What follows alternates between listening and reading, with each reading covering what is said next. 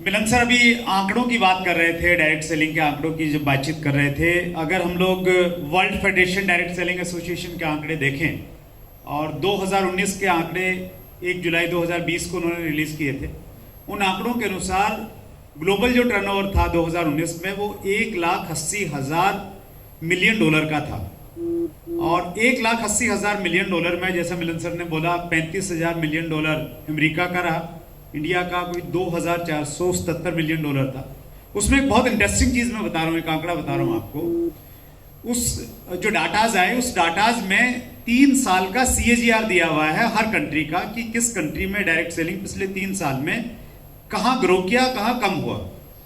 तो उसमें अगर हम अमेरिका को देखेंगे तो कुछ वजहों से अमेरिका का जो CAGR है वो माइनस में है, बहुत कम माइनस है, -0.3%।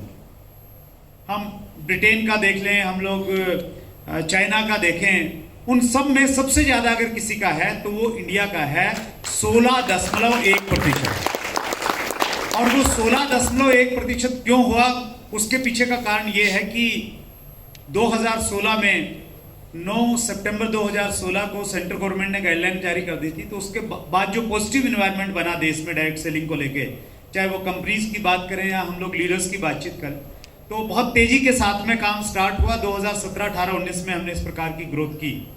और उसमें मैं थोड़ा और गया डाटों में, चूंकि हम लोग विजन की बातचीत करते हैं, फ्यूचर की बातचीत करते हैं। तन्वी से मैंने हेल्प लिया कि इसमें फार्मूला लगाओ एक्सेल वाला, और उन सबको हमने कैलकुलेट किया कि अगर हम 3 साल का जो CAGR है उसको मान लें कि यही ग्रोथ रहेगी अगले कुछ सालों में, तो 2037 आते आते हिंदुस्तान डायरेक्ट सेलिंग में नंबर 1 देश बन जाएगा। बहुत हम लोग अमेरिका को पीछे छोड़ देंगे, चाइना को पीछे छोड़ देंगे, ब्रिटेन को पीछे छोड़ देंगे। और मुझे मालूम है कि अब रूलिंग आने वाली है डायरेक्ट सेलिंग के ऊपर में। कंज्यूमर प्रोटेक्शन बिल 2019 ऑलरेडी पारित हो गया है, रूलिंग पे काम चल रहा है। तो ये चीजें और हमारे फेवर में है, सारी की सारी चीजें। तो एक बेहतरीन भविष्य है। हिंदुस्तान की सबसे तेज गति से बढ़ने वाली कोई इंडस्ट्री है इन 10 सालों में, इस दशक में, तो वो डायरेक्ट सेलिंग इंडस्ट्री होने वाली है। इसमें कतई कोई दो राय नहीं है। आप मेरी बात पे आपको यकीन नहीं है, आप फिक्की KPMG की रिपोर्ट्स देख लीजिए, आप रॉबर्ट T कियोसाकी को पढ़ लीजिए, वो सारे लोग इस तरफ इशारा देख रहे हैं।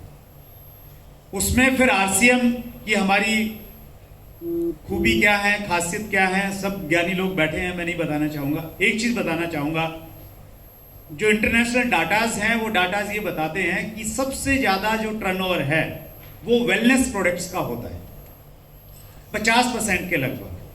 तो हम जो अपना बिजनेस करते हैं, देखिए हम FMCG पे करें काम, दूसरी चीजों पे हम लोग काम करें, लेकिन अगर हर डायरेक्ट सेलर और स्पेशली जो सीनियर लीडर्स हैं वो अगर कैलकुलेट करने लग जाएं कि मेरे टोटल वॉल्यूम में वेलनेस प्रोडक्ट्स का, न्यूट्रीचार्ज का कितना वॉल्यूम आ रहा है, उसको मॉनिटर करना चाहिए। और हमारा टारगेट रहना चाहिए कि हम अपने बिजनेस में 50% वॉल्यूम न्यूट्रीचार्ज का करें। जिस दिन हम करेंगे अपने बिजनेस को बहुत स्ट्रॉन्ग कर लेंगे, क्योंकि न्यूट्रीचार्ज की उस प्रकार की तैयारियां हैं, तो वो हमारा फोकस एरिया होना चाहिए। मिलन सर ने बिल्कुल सही बताया कि सेल्स को लेके हमारे यहाँ पे बहुत अच्छी थोड़ी सोच नहीं है।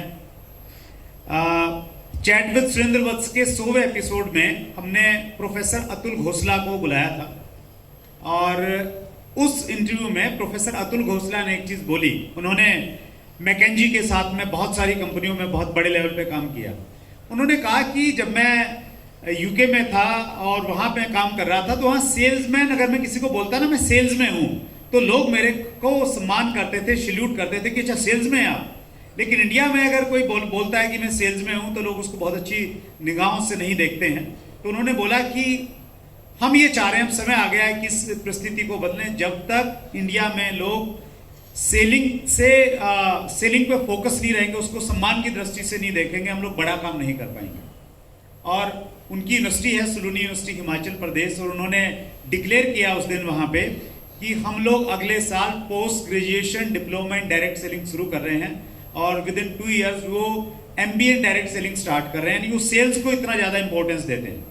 तो सेल्स पे हम फोकस करेंगे तो हम लोग बहुत बड़ा काम कर सकते हैं, नो डाउट। और डायरेक्ट सेलिंग सेल्स का ही बिजनेस है, उसमें हम लोग संकोच नहीं करें बिल्कुल भी। और मिलन सर आज अगर इतने बड़े लेवल पे हैं, इतनी बड़ी कंपनी के CEO बने हैं, तो सेल्समैन से मिलन सर ने करियर की शुरुआत की थी, और जितने और भी बड़े बड़े नाम हैं, आप शिव खेड़ा जी को देख लीजिए, आप संतोष नायर जी को देख लीजिए, आप डॉक्टर उज्जवल पाटनी को देख लीजिए, विवेक बिंद्रा को देख लीजिए आप। तो ये जितने भी बड़े नाम हैं ना, जिनसे हम लोग कहीं ना कहीं इंस्पायर होते हैं, जिनको हम फॉलो करते हैं, उन सब ने सेल्स की शुरुआत की है। और आरसीएम भी हम लोग सेल्स में ही थे, लेकिन वो एक अलग तरह का मॉड्यूल हमारा सेल्स का था, जिसमें हम लोग नेटवर्क बनाते थे, केवल मात्र लोगों को ज्वाइन करते थे। लेकिन उसके साथ में जो प्रोडक्ट सेलिंग का कॉन्सेप्ट हम उसके साथ में अगर ऐड ऑन कर लेंगे तो लोग भविष्य हमारा है, ये तय है 2037 में हिंदुस्तान नंबर 1 पे होने वाला है। लेकिन उसमें आपकी और मेरी हिस्सेदारी कितनी होगी, वो इस चीज़ पर डिपेंड करेगा कि हम सेल्स को कितना प्रमोट करते हैं और कितना उस पर पसंद करते हैं।